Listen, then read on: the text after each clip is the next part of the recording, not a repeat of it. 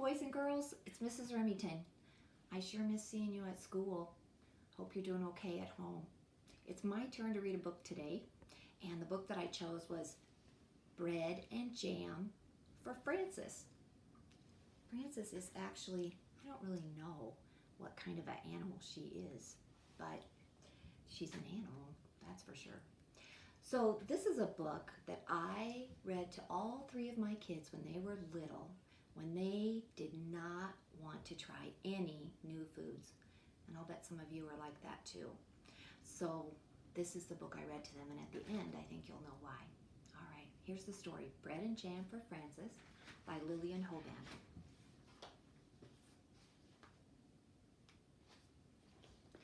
It was breakfast time and everyone was at the table. Father was eating his egg. Mother was eating her egg. Gloria was sitting in a high chair and eating her egg too. Frances was eating bread and jam. What a lovely egg, said Father. If there's one thing I'm fond of for breakfast, it is a soft-boiled egg. Yes, said Mother, spooning egg for the baby. It is just the thing to start the day off right. Said Gloria, and she ate up her egg.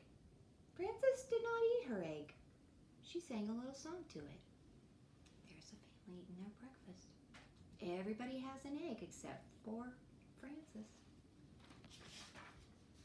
She sang the song very softly.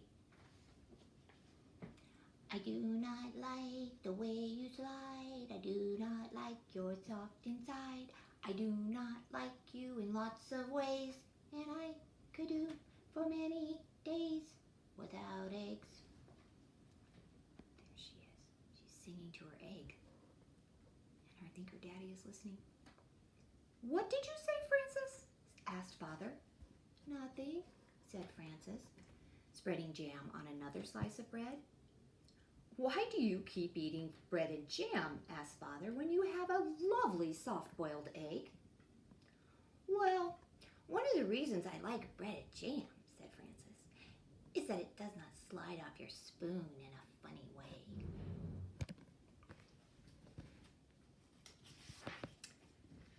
Well, of course, said Father, not everyone is fond of a soft-boiled egg for breakfast, but there are other kinds of eggs. There are sunny-side up and sunny-side down eggs. Yeah, said Frances, but sunny-side up eggs just lie on the plate and look up at you in a funny way. And sunny-side down eggs just lie on their stomachs and wait. Well, what about scrambled eggs, said Father. Scrambled eggs fall off the fork and roll under the table, said Frances. I think it's time for you to go to school now, said Mother. Frances picked up her books, her lunchbox, and her skipping rope. Then she kissed Mother and Father goodbye, and she went to the bus stop.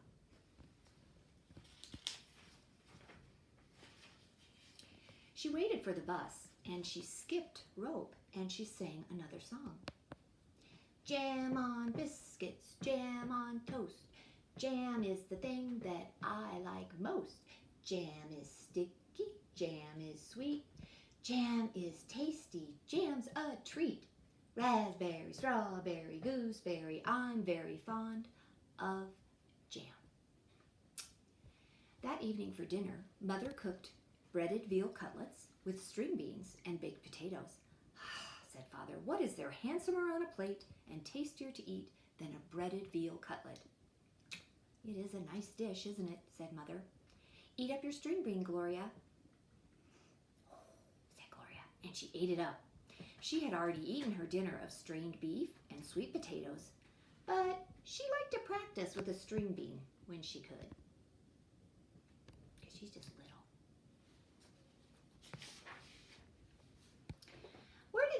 Where do breaded veal cutlets come from? Asked Frances. And why are French cut stringless beans called string beans? We can talk about that another time, said Father. Now it is time to eat your dinner. Frances looked at her plate and she sang. What do cutlets wear before they're breaded? Flannel nightgowns, cowboy boots, furry jackets, sailor suits.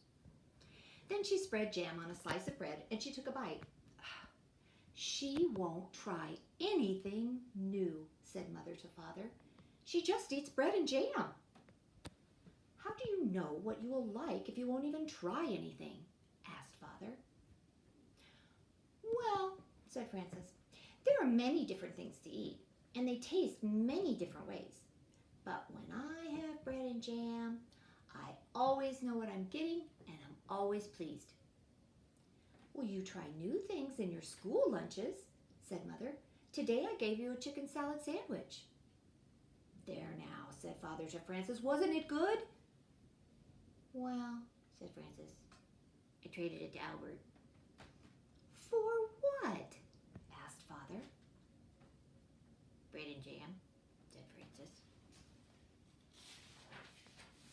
The next morning at breakfast, Father sat down and said, oh, now I call that a pretty sight. Fresh orange juice and poached eggs on toast. Now there's a proper breakfast for you. Thank you for saying so, said Mother. Poached eggs on toast do have a cheery look, I think. Frances began to sing a poached egg song. Poached eggs on toast, why do you shiver with such a funny little quiver? Then she looked down and saw that she did not have a poached egg. I have no poached egg, said Frances. I have nothing but orange juice. I know, said Mother. Well, why is that? Said Frances. Everybody else has a poached egg. Even Gloria has a poached egg, and she's nothing but a baby. But you do not like eggs, said Mother, and that is why I did not poach one for you. Have some bread and jam if you are hungry. So Frances ate bread and jam and went to school. When the bell rang for lunch, Frances sat down next to her friend, Albert. What do you have today? Said Frances. Well, I have a cream cheese, cucumber, and tomato sandwich on rye bread, said Albert, and a pickle to go with it, and a hard-boiled egg, and a little cardboard shaker of salt to go with that, and a thermos bottle of milk, and a bunch of grapes, and a tangerine, and a cup of custard, and a spoon to eat it with. What do you have? Frances opened her lunch. Bread and jam, she said. And milk. Oh, you're lucky, said Albert. That's just what you like. You don't have to trade now. That's right, said Frances. And I had bread and jam for dinner last night and for breakfast this morning. Oh, you certainly are lucky, said Albert. Yes, said Frances. I am a very lucky girl, I guess. But I'll trade if you want to. Oh, that's all right, said Albert. I like cream cheese with cucumbers and tomato on rye. Albert took 2 napkins from his lunchbox. He tucked one napkin under his chin. He spread the other one under his desk like a tablecloth, and he arranged his lunch neatly on the napkin. With his spoon, he cracked the shell of the hard-boiled egg, he peeled away the shell, and bit off the end of the egg. He sprinkled salt on the yolk and set the egg down again. He unscrewed his thermos bottle cup, and he filled it with milk, and then he was ready to eat his lunch. He took a bite of sandwich, a bite of pickle, and a bite of hard-boiled egg, and a drink of milk. And then he sprinkled salt on the egg, and he went around again. And Albert made the sandwich, the pickle, the egg, and the milk come out even. He ate his bunch of grapes and his tangerine, and he cleared away his crumpled up wax paper and the eggshell and the tangerine peel. He set the custard cup in the middle of his napkin. He put away the cardboard salt shaker and his spoon, and he shut his lunchbox, and he put it inside his desk, and he said, I like to have a good lunch, said Albert.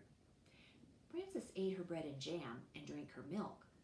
Then she went out to the playground and she skipped rope. But she did not skip as fast as she had skipped in the morning, and she sang, jam in the morning, jam at noon, bread and jam by the light of the moon. Jam is very nice. She didn't skip as fast. When Frances got home from school, Mother said, I know you like to have a little snack when you come home from school, and I have one all ready for you. Oh, I do like snacks, said Frances, running to the kitchen. Here it is, said Mother, a glass of milk and some nice bread and jam for you. Well, aren't you worried that maybe I will get sick and all my teeth will fall out from eating so much bread and jam? Asked Frances. Oh, I don't think that's going to happen for quite a while, said Mother. So eat it all up and enjoy it. Frances ate up most of her bread and jam, but she did not eat all of it. After her snack, she went outside to skip rope. Frances skipped a little more slowly than she had skipped at noon, and she sang, jam for snacks and jam for meals.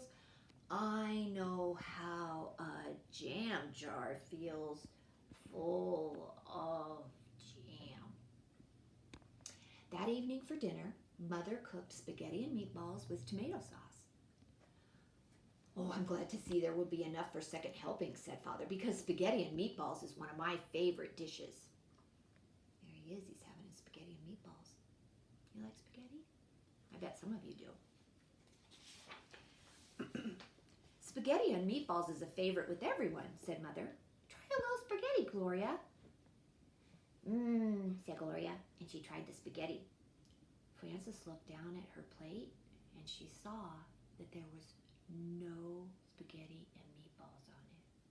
There was a slice of bread and a jar of jam, and Frances began to cry.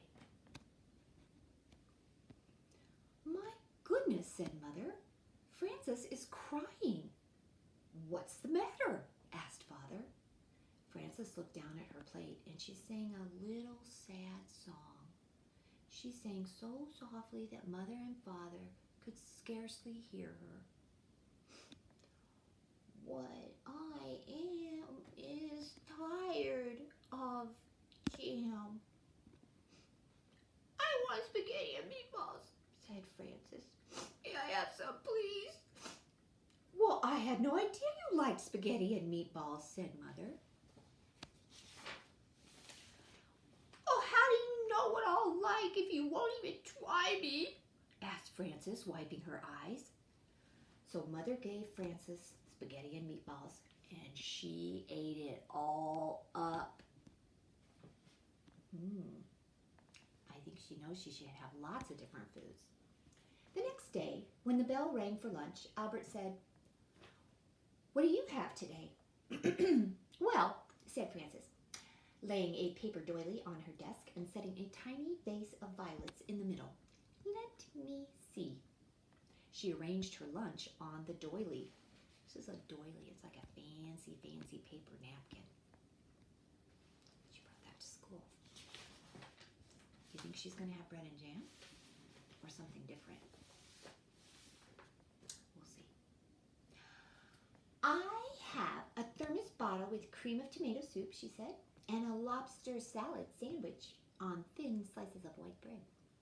I have celery and carrot sticks and black olives and a little cardboard shaker of salt for the celery and 2 plums and a tiny basket of cherries and vanilla pudding with chocolate sprinkles to spoon and a spoon to eat it with.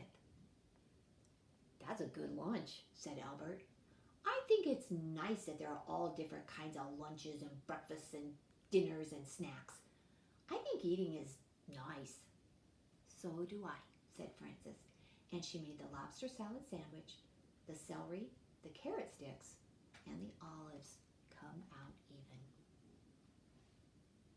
I think she learned her lesson. You can't just eat one favorite thing over and over. You've got to try stuff to see if you like it. So, and I think I decided what she is. I think she's a badger. I'm pretty sure Frances is a badger. I kind of forgot that. It's been a while. Well, I hope you enjoyed the story, and I hope that pretty soon I can read stories in person to you. It's one of my favorite things about being a teacher. Have a good day.